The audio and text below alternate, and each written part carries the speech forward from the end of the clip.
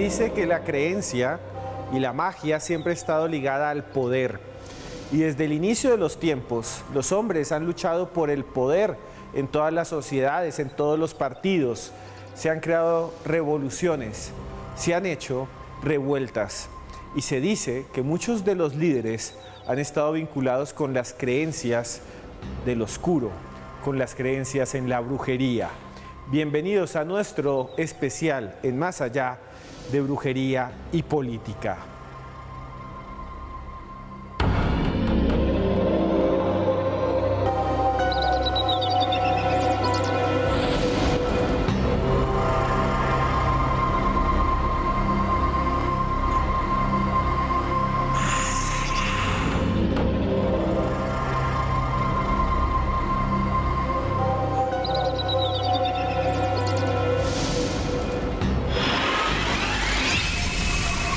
Traición, conspiración, palabras negativas que se pueden aplicar tanto para la política como para la brujería. Durante milenios, emperadores, dictadores y presidentes han confiado su destino a brujos y nigromantes.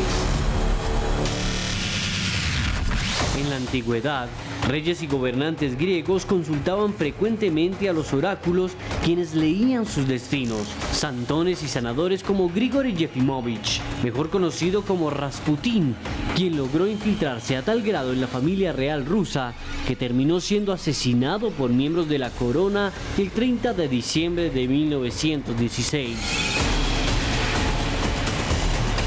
Su historia ha inspirado docenas de películas y series como Rasputín, el monje loco de 1966. Tomorrow you are taking the little Tsar to the frozen river. While you are there, you will see to it that he meets with an accident. En la actualidad, cientos de políticos consultan su destino con místicos y astrólogos. Acompáñenos esta noche a conocer los secretos que conectan a la brujería con la política. Solo aquí, en Más Allá.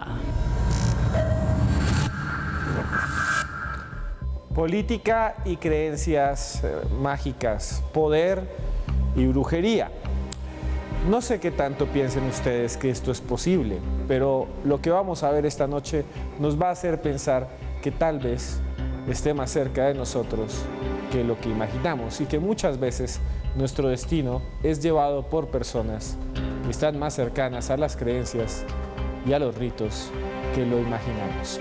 Y para eso tenemos dos personas que nos acompañan hoy. Una es la profesora Rubiela Hernández, que es investigadora social. Muy buenas noches, Rubiela.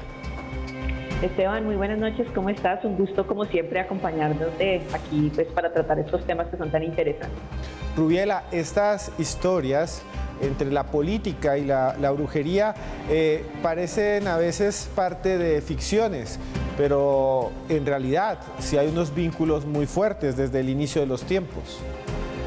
Es verdad, pareciera que fueran situaciones o temas que no corresponden a nuestra realidad, pero lo cierto es que desde la antigua Grecia, desde Egipto hasta nuestros días, los gobernantes consultan a los poderes mágicos, a los espíritus, a diferentes entidades, las decisiones importantes políticas y que tienen que ver con vidas que de una u otra manera están bajo su cargo o que son su responsabilidad. Entonces, como decías al inicio, es mucho más común de lo que creemos. Y nos acompaña también desde España, a esta hora, nada más y nada menos que uno de los colaboradores de Espacio Misterio. Yo cada vez que busco temas, busco Espacio Misterio en internet y encontramos cosas increíbles. Por eso estamos con él, que viene también de una revista llamada Año Cero. Es Magister en Historia y es Miguel Ángel Ruiz. Miguel Ángel, muy buenas noches. Hola, muy buenas noches, encantado de estar con vosotros. Miguel Ángel, esta conexión entre la magia, el ocultismo y la política siempre ha estado cerca. Parece que la política es un espacio a veces más de lo mágico y de la conspiración que de lo racional, ¿no? Bueno, efectivamente, como bien decíais antes, yo creo que es una conexión que es muy antigua, ¿no? Se remonta pues prácticamente a la época griega y aún antes, ¿no? A los asirios, babilonios, etcétera. Pero yo creo que en la actualidad hay que verla como un gran anacronismo porque date cuenta cuando haces una búsqueda histórica de estos términos, como digo, nos traemos a la historia antigua.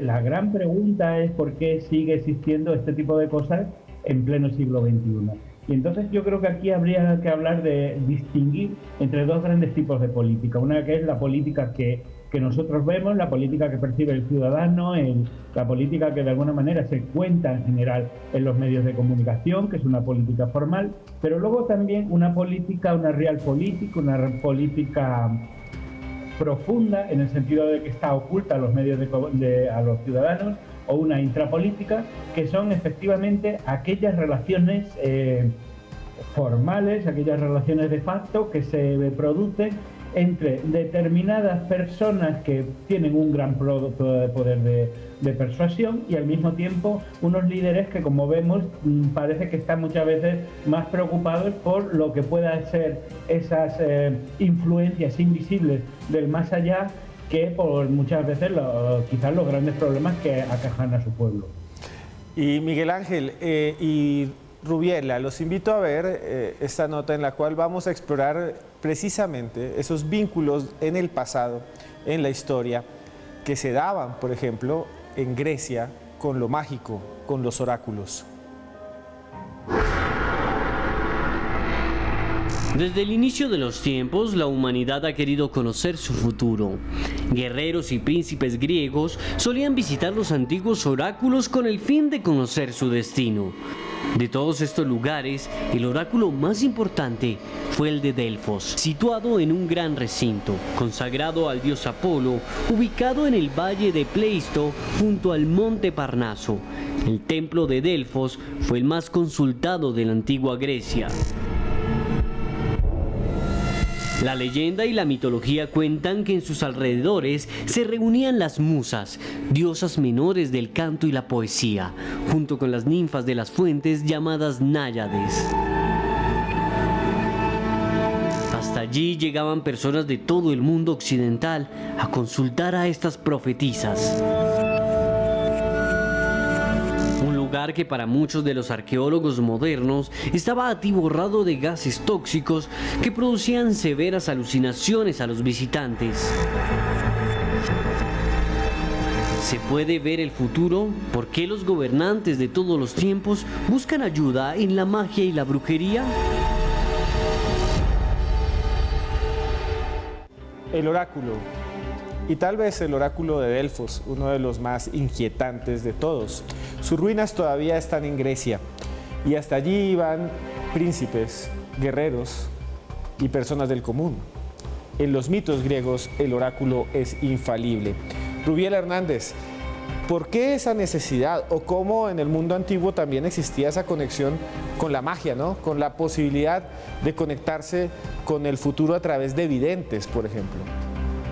Sí, pues recordemos que donde tiene mayor fuerza en la cultura griega y también en la egipcia, hay una gran relación con los dioses y sobre los gobernantes pesaba esa situación de tener que tomar decisiones y cómo tomar esas decisiones. Entonces los oráculos estaban allí dispuestos a través de las pitias, las síbilas o los sacerdotes, que de una u otra manera entregaban ese mensaje de los dioses acerca de cuál era el camino que se debía tomar en ciertas decisiones políticas, para negocios públicos, bueno, para todas aquellas decisiones gubernamentales. Entonces casi que ninguno de ellos que ostentara el poder podía tomar una decisión si no era primero consultada con el oráculo. Ahora bien, el oráculo tiene esa particularidad de entregarle las respuestas a quienes las buscaban, pero eran unas respuestas que estaban llenas de muchos sentidos. Entonces se decía que si el oráculo no había sido preciso, realmente no era culpa del oráculo ni culpa del dios, sino era culpa del gobernante que no había sabido interpretar la respuesta que el oráculo le había dado. Entonces, en ese sentido, para las culturas griegas, en especial para la cultura griega, pues el oráculo era infalible. Todo lo que el oráculo dijera se convertía en algo infalible y malinterpretado por la persona que había escuchado la profecía en caso de que no llegase a cumplir la situación como de pronto la había previsto. Miguel, le quería preguntar, hay algo muy interesante en estos temas y es la idea de que guerras, gobiernos enteros, decisiones, no se consultaban a la racionalidad, sino a la magia, al pensamiento mágico, y sigue siendo así. ¿Qué piensa usted como sociólogo y como investigador? Bueno, a ver, es evidente que el poder siempre hay una especie de vocación de conservar el poder. Yo creo que si repasamos las grandes biografías de los mayores líderes mundiales, vemos que efectivamente siempre tienen ese intento de mantener el poder, y en ello está, por ejemplo, lo que es la gran figura de antes el oráculo, es decir, esa forma también de tratar de domesticar lo invisible, de tratar de ganar favores, de elegir el destino, y daros cuenta que de alguna manera, y salvando de unas distancias muy lógicas, el antiguo oráculo es el nuevo asesor político de ahora, ¿no?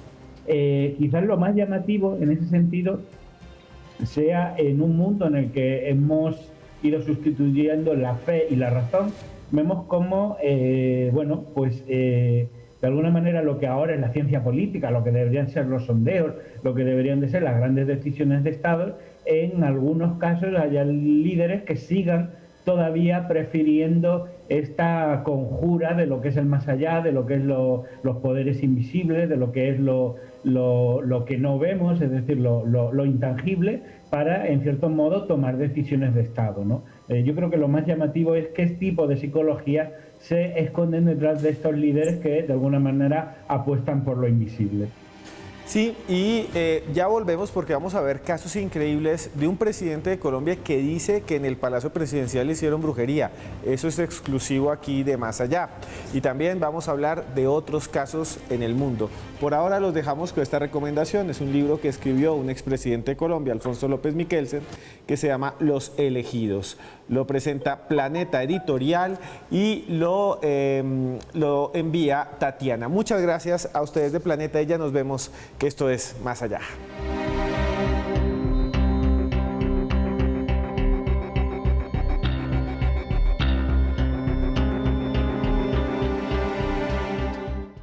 Continuamos en Más Allá. Nos escribe mucha gente esta noche con nuestro numeral. Ahí estaban preguntando cuál era. Yo ya lo había puesto, que es Política Más Allá. Y nos escriben mucho, nos envían fotos, hablan de famosos Juan Jesús Pulido Sánchez, por aquí está Lulu 83, Soquete, El Gran Viajero, Jorge Luis Dávila, Gustavo Quintero, La Cueva del Lobo, Carechimba Político, y también está por ahí Nusita 28. Para si usted nos está viendo en este momento en YouTube, denos like, ahí también los estamos reportando y observando. Y bueno, nosotros acá también tenemos contacto con Lorenzo Fernández Bueno. Él es el director de una revista que se llama Año Cero y de un espacio que se llama Espacio Misterio. Ese es su nombre en YouTube. Si a ustedes les gusta el misterio, temas paranormales, entren ya, miren sus artículos, es increíble. Y le damos la bienvenida esta noche a Lorenzo Fernández. Hola, soy Lorenzo Fernández Bueno, director de la revista Año Cero y del portal web espaciomisterio.com. Si hay algo que el poder teme por encima de todas las cosas, es precisamente a perder el poder.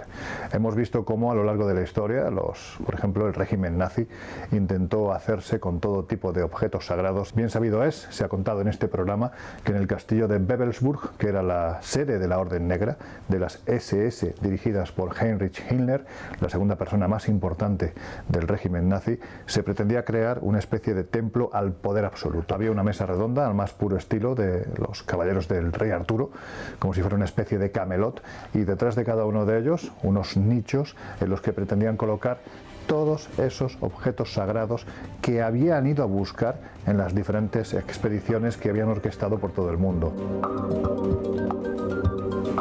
Pero si hay un personaje siniestro en el siglo XX, evidentemente dejando a un lado los nazis de Adolf Hitler, es François Duvalier, más conocido como Papa Doc, un hombre que gobernó Haití con mano de hierro y que instauró ni más ni menos que el vudú como religión oficial.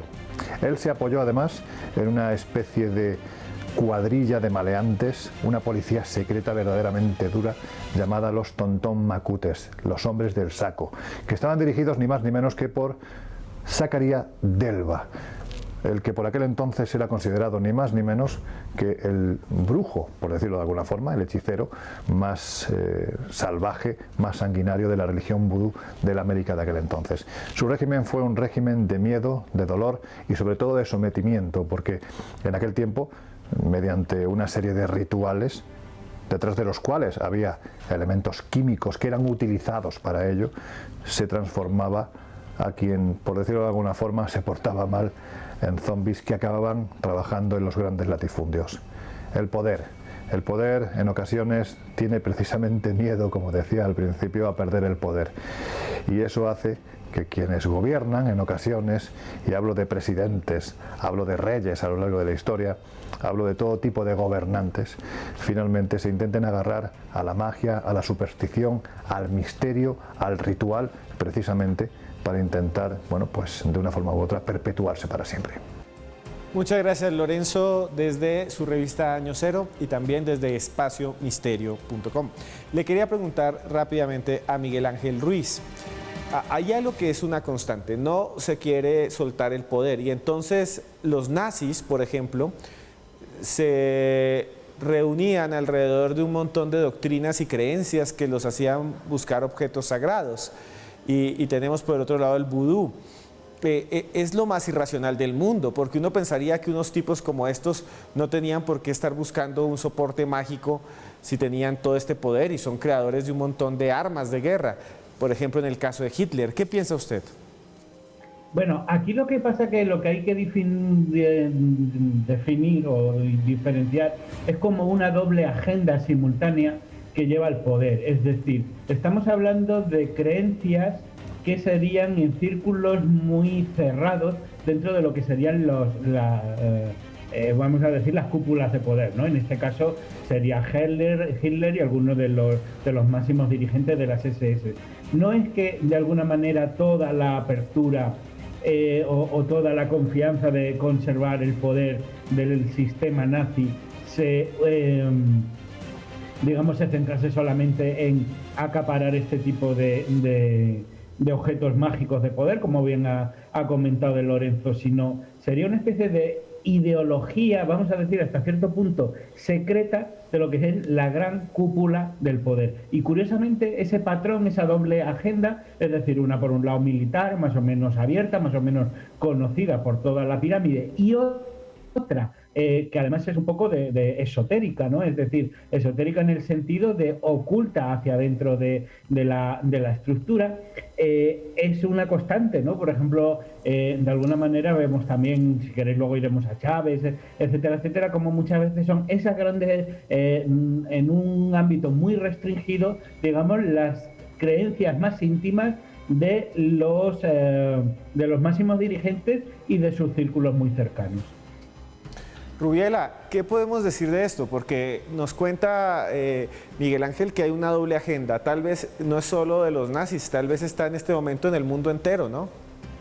Pues precisamente creo que una de las finalidades que debe tener este programa es poder entender que eso es lo que sucede, ¿no? Que son dobles agendas, que sucede en el mundo entero, que actualmente, aunque pareciera que no, hay algunos gobiernos, como seguramente lo vamos a ver ahorita, Bolsonaro, bueno, incluso algunos hechos que han sucedido en nuestro propio país, que denotan esa creencia que hay, ese tema paralelo frente a lo que el público puede ver y frente a lo que pasa detrás de cámaras, lo que está sucediendo allí y cómo se llevan, pues, digamos que las decisiones de los países y, bueno, decisiones importantes, en este caso de carácter político.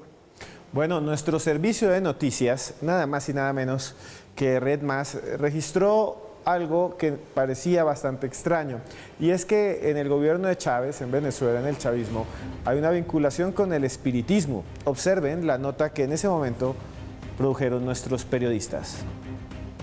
Los brujos de Chávez es el trabajo investigativo que revela la cercana relación del fallecido mandatario con la santería. Un texto basado en más de 60 entrevistas, desde brujos y santeros hasta personajes del círculo íntimo del fallecido Hugo Chávez. Cuando una bruja le dijo que se iba a enfermar gravemente y que iba a morir antes de los 60 años, según el texto se obsesionó con el espiritismo. Desde ahí, aquella vidente, hermana de la mujer que era su amante, se convirtió en su asesora hasta su último día. Así lo asegura el periodista venezolano David Placer en su libro. El autor reveló cómo el gobierno dependía de la santería y cómo la usaban para ganar adeptos y convertir al militante en devoto.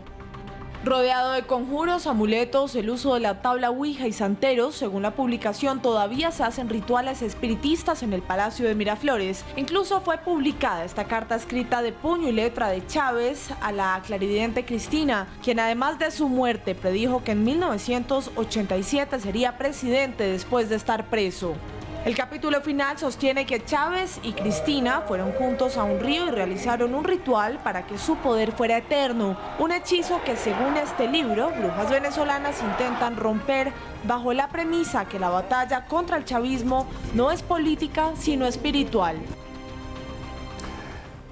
Increíbles revelaciones que están allí. Hay una carta incluso en la que le anuncian a Chávez en los años 80 que va a ser presidente y él la cree y le dicen que antes de que cumpla 60 años morirá y falleció.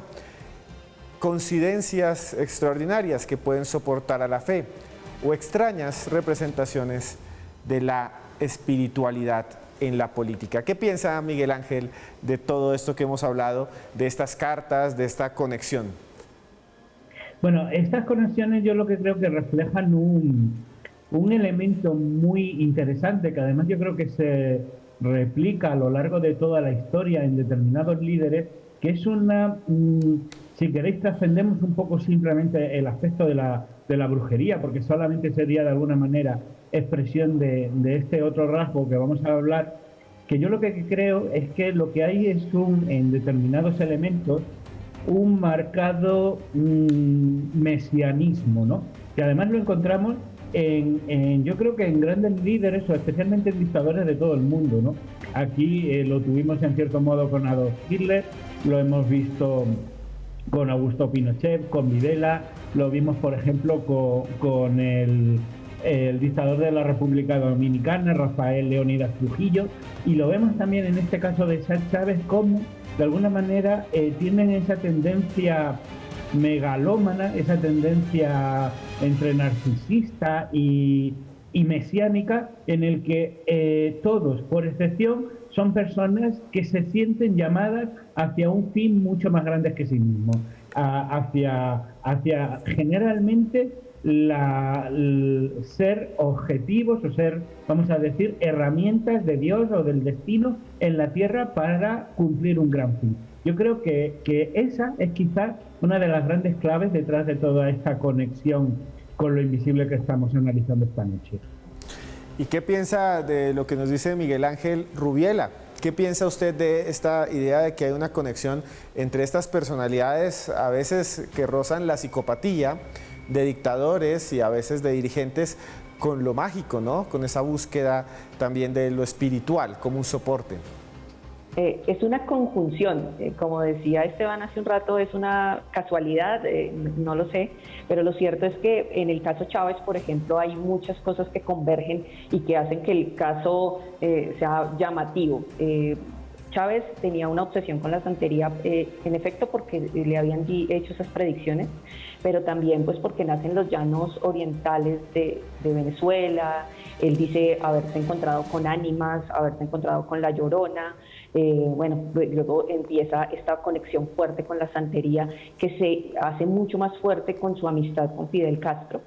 Y es aquí en donde empiezan los dos mundos a entrecruzarse, el mundo de lo mágico y el mundo de lo que está sucediendo en lo político. Y entonces algunos dicen que la manera en que Chávez aborda la santería, además de su creencia, le permite manipular al pueblo, pues porque mucha gente que lo sigue tiene las mismas creencias de santería. Entonces Chávez hacía cosas como decir que hablaba con el libertador Simón Bolívar, o se sentaba a comer y pedía que dejaran la silla del libertador libre para que el libertador viniera a las sesiones, pedía comida y le pedía comida al libertador. A veces decía que era un medium y que su abuelo lo poseía y que podía hablar con las palabras de su abuelo, que también había participado en la revolución anterior.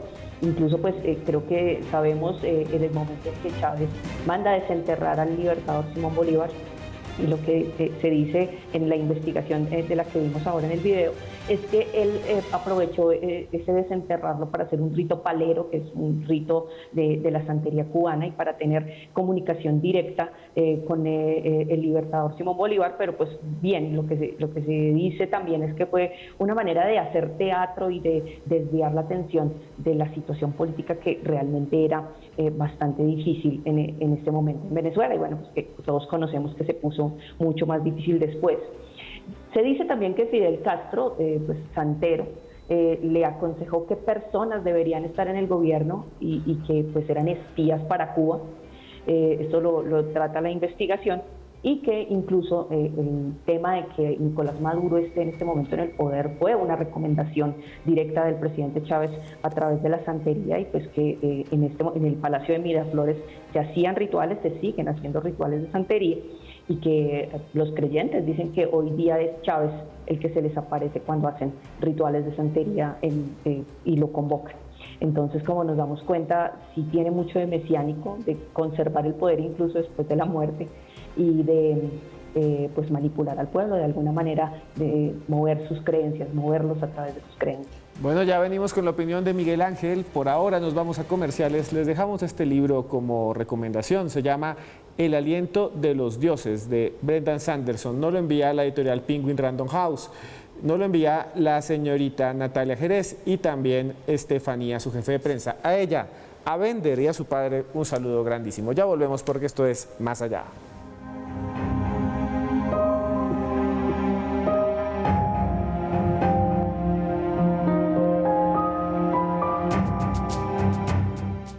Continuamos en Más Allá, en esta noche en la que hablamos de la política, la magia, la brujería.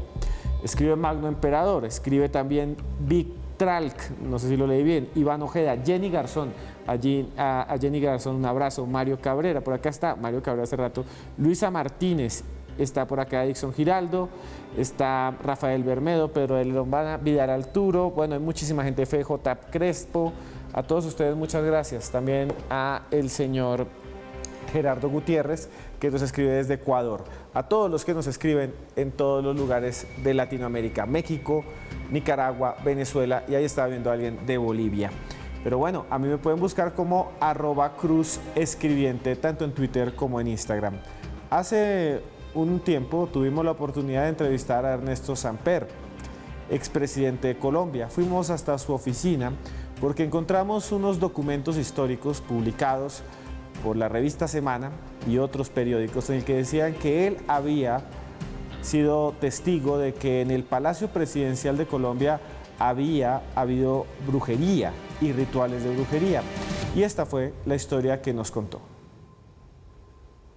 En algún momento una persona cercana a mi mujer le dijo que sabía que en mi oficina habían puesto brujerías para hacerme daño.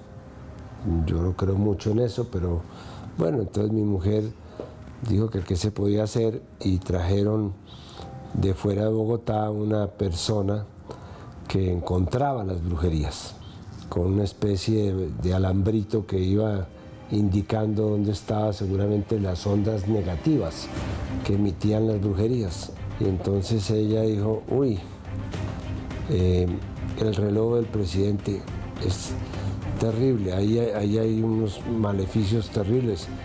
Entonces pensaron que era un reloj de pie que había y lo mandaron sacar. Y dijo, ahí, ¿dónde se sienta el presidente? Dijeron ahí, dijo, ahí hay algo. Y levantaron el cojín y no había nada. Entonces dijo, no, busque usted, le dijo a mi mujer, porque a usted sí encuentra, usted tiene interés en encontrar lo malo. Y entonces habían, el cojín tenía una cremallera, abrieron la cremallera y encontraron un bulto negro que era como una especie de tela negra, como un tul de tela negra, y adentro había como tierra, según vinimos a saber después era tierra de cementerio, había unos dientes humanos y había $50, y eso amarrado, era como una especie de paquete de maleficio. Una historia bastante interesante que nos cuenta el mismo presidente de Colombia en los años 90. Sucedió en el mismísimo Palacio Presidencial, pero las cosas no quedan solamente allí. Observen qué más nos contó. A la salida de la oficina, mi mamá, que era muy creyente, me había llevado una imagen del Sagrado Corazón para que me protegiera, y estaba el cuadro puesto ahí, el que había dejado mi mamá. Entonces la señora dijo, ese cuadro está muy raro. Y comenzaron, pero que no tiene nada, no sé qué, descolgaron el cuadro y detrás del cuadro le habían puesto unas garras satánicas. Es decir, era una especie de diablo que han disfrazado el Sagrado Corazón. Ahí entonces ya llamamos al párroco de Palacio. Él hizo algunas bendiciones y algunos actos litúrgicos, pero sobre todo nos habían dicho que la única manera de que esas brujerías desaparecieran en su poder maléfico era echarlas en un sitio donde corriera agua corriente.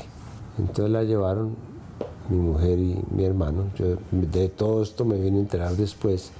La llevaron al Chorro de Padilla, que queda aquí arriba, cerca de Monserrate, y ahí desaparecieron las brujerías. Después se vino a descubrir que era una persona muy cercana del palacio, que la había convencido una persona de afuera, que era una persona que me quería hacer daño. Esta noche hablamos de política y brujería. Esta noche hablamos de este caso que nos lo narra un presidente de Colombia, un expresidente de nuestro país. ¿Quieren saber cómo termina el asunto? Pues observen la siguiente nota o el siguiente corte.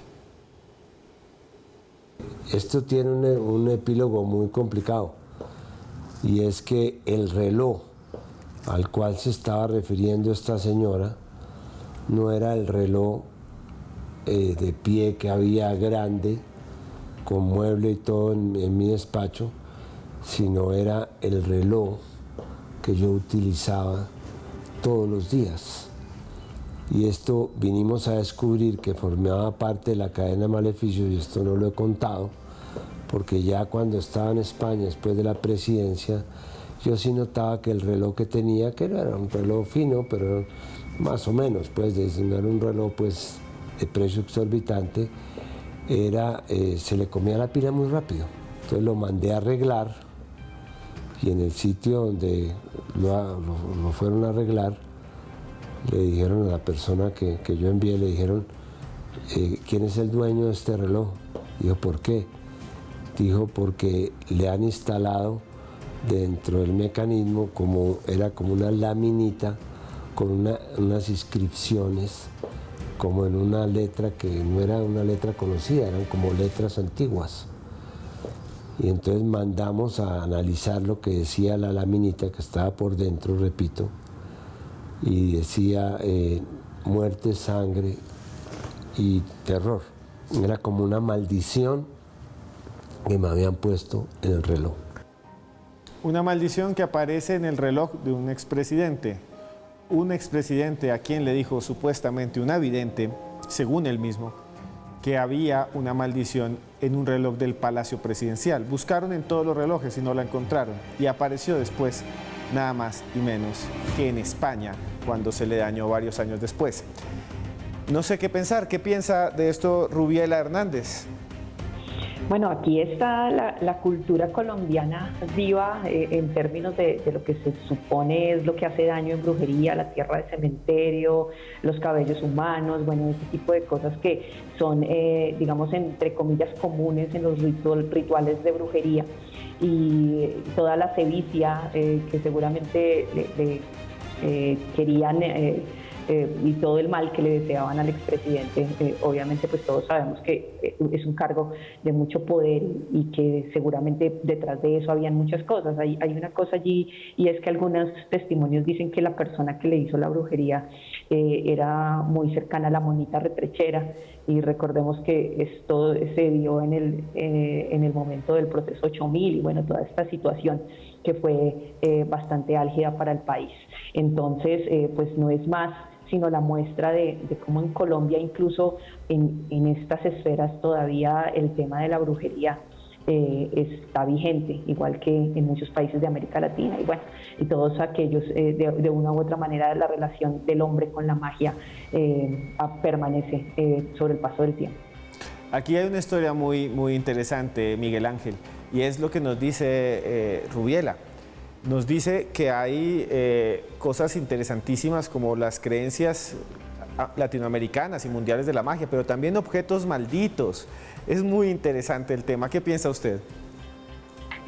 Sí, a ver, este tema es muy llamativo, ¿no? Sobre todo porque se dan diferentes niveles de superstición en él, ¿no? Vemos como el que era el capellán, ¿no? Bueno, donde estaba la casa esta, que era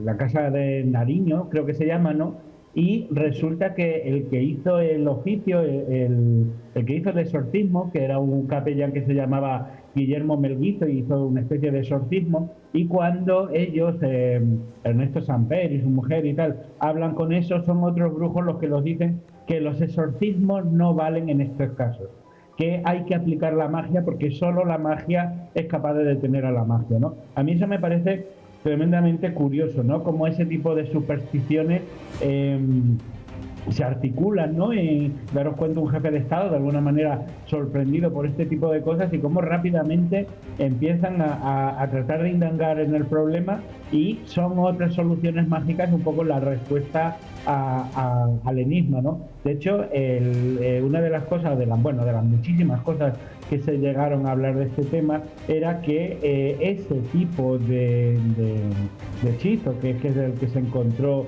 los saquitos esos que se encontraron en Nariño, que básicamente, pues eso, que tenía tierra, que tenía $10, que tenía unos dientes, etcétera, etcétera, era un tipo de conjuro que está orientado a provocar el mal, a provocar pues grandes males a quien lo portan, pero que en el caso este concreto que nos atañe, el objetivo no solamente era el presidente, sino todo el país de Colombia, ¿no? Una de las muchísimas cosas que se llegaron a decir, yo creo, en aquellos momentos. Sí, y realmente es muy interesante este tema. Vamos ahorita a ver otro caso que les va a parecer increíble. Por ahora los dejamos con nuestro libro oficial. Vean, aquí está Vida después de la muerte. Vida después de la muerte. ¿Qué pasa cuando fallecemos? ¿Hay otra realidad? Lo consiguen ustedes en cualquier librería de Colombia y es nuestro libro oficial. Ya volvemos porque esto es Más Allá.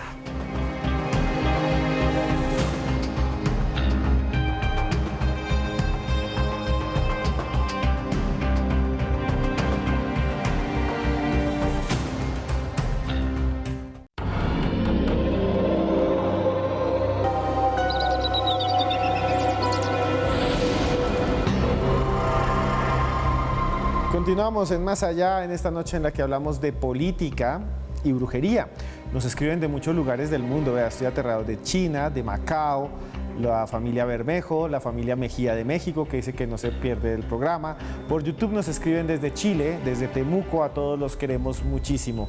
Ahí estaban diciendo, secundados por Joana Arenas, que en la entrevista a Samper estaba más delgado. Claro, estaba más flaco hace un año y medio que la grabamos. Es la consecuencia de los enclaustramientos. Pero bueno, este es el momento en que entra Joana Arenas, que está aquí con nosotros para su sección Más Allá Plus. Muy buenas noches, Joana. Buenas noches, Esteban. Quiero que nos traslademos hasta Argentina, específicamente a la época del peronismo, porque el entonces líder Juan Domingo Perón tenía a su lado un personaje bien interesante que se llamaba José López Reagan, escritor, político, pero además amante de las artes ocultas y de la magia.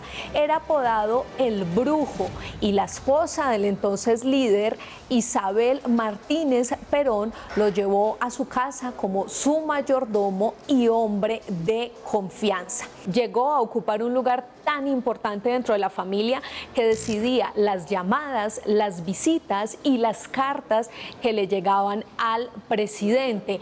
Pero no por nada se le conocía como el Brujo. A partir de este personaje hay varias historias que parecen un poco leyenda. Se cuenta que este personaje le hacía varios rituales a Perón para tener alejado de él a sus enemigos políticos, pero el ritual del que más se habla es el que realizó con el cadáver de Eva Perón, la exesposa del líder.